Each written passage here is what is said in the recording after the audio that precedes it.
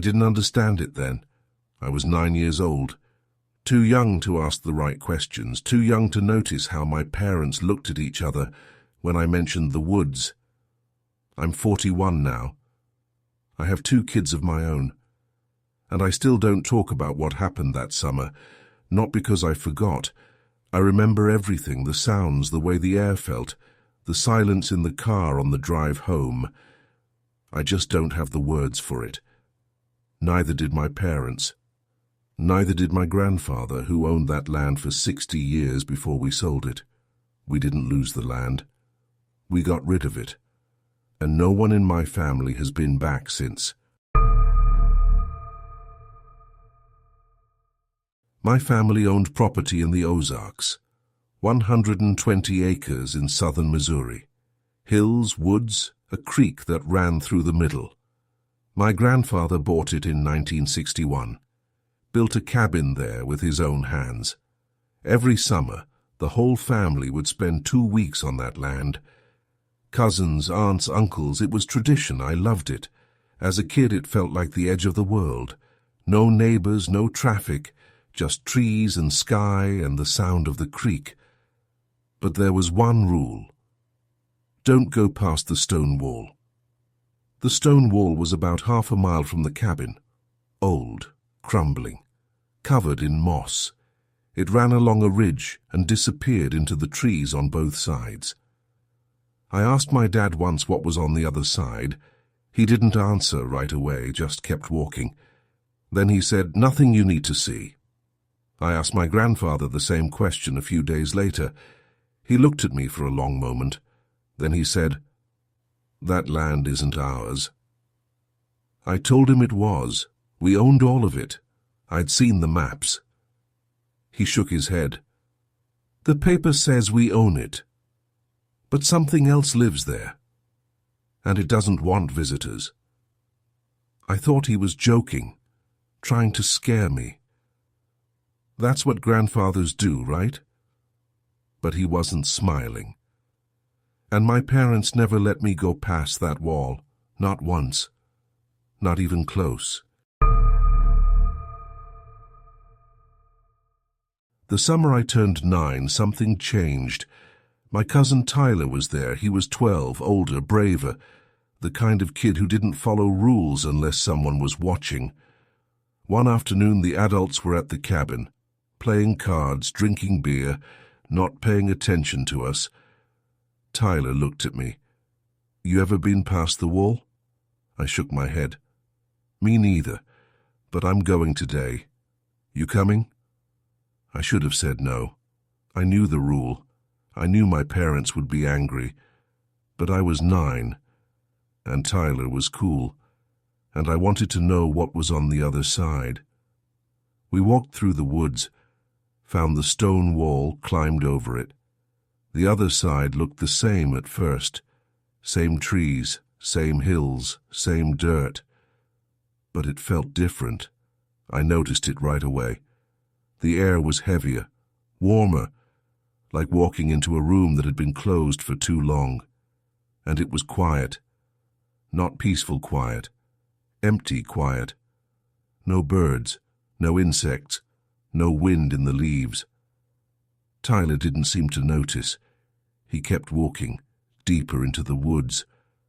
I followed.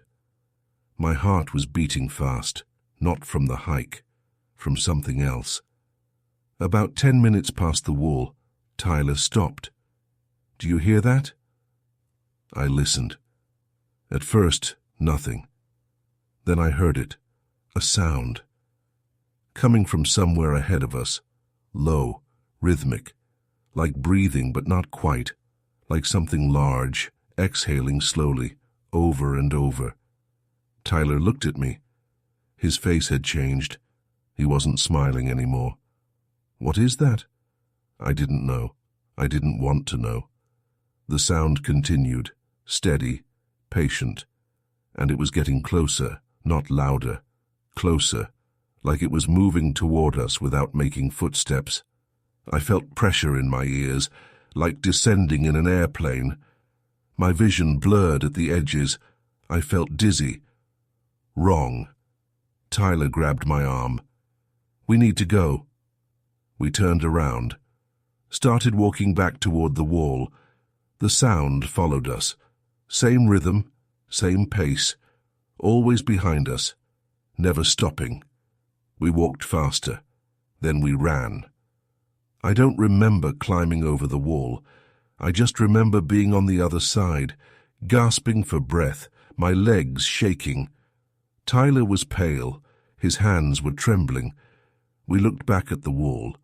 The sound had stopped. On the other side there was nothing. Just trees. Just shadows. Just silence. We stood there for a long time, waiting, listening. Nothing happened. Eventually, we walked back to the cabin. We didn't say a word to each other. We didn't say a word to anyone. I thought that was the end of it. It wasn't. That night I couldn't sleep. I was in the small bedroom at the back of the cabin. Tyler was in the bunk above me. The adults were still in the main room, talking in low voices. Around midnight I heard it again. The same sound, the same slow, rhythmic breathing. But this time it was outside the cabin. I lay there, frozen, staring at the ceiling, listening. The sound moved, slowly, around the cabin, like something was circling us. I wanted to scream. I wanted to call for my parents, but I couldn't move, couldn't speak, like my body had locked up. Tyler was awake. I could hear him breathing above me, fast, shallow. He was listening too. The sound stopped, right outside our window. I didn't look. I couldn't. I just lay there, eyes closed, heart pounding, waiting for something to happen. Then I heard something else. My name, whispered, soft, right outside the glass. My name. In a voice that wasn't quite human. The syllables were wrong, stretched out, like something trying to remember how words worked. I pulled the blanket over my head, started crying, silently, shaking. Tyler didn't say anything, didn't move. The whisper came again. My name, slower this time, more careful, like it was learning. Then silence. I don't know how long I lay there. Hours, maybe. At some point I fell asleep. When I woke up, it was morning. Sunlight through the window, birds singing outside. I looked at Tyler. He was already awake, staring at the ceiling. He looked at me. We don't talk about this. Ever. I nodded. We never did. We left the cabin 2 days later, earlier than planned. My parents didn't explain why, they just started packing. My grandfather helped. No one spoke. In the car, my mother turned around and looked at me. "Did you go past the wall?" I didn't answer. I couldn't. She nodded, like she already knew. "Don't ever do that again." That was all she said. She turned back around. We drove in silence for 3 hours. We didn't go back to the cabin that year, or the next year. In 1994, my grandfather sold the land. 120 acres, land that had been in our family for over 30 years, sold to a developer from St. Louis. I overheard my parents talking about it once. My mother said the price was too low, way below market value. My father said he just wanted it gone. I asked my grandfather about it years later, when I was in college, old enough to ask real questions. He looked at me for a long time. Some places aren't meant for people.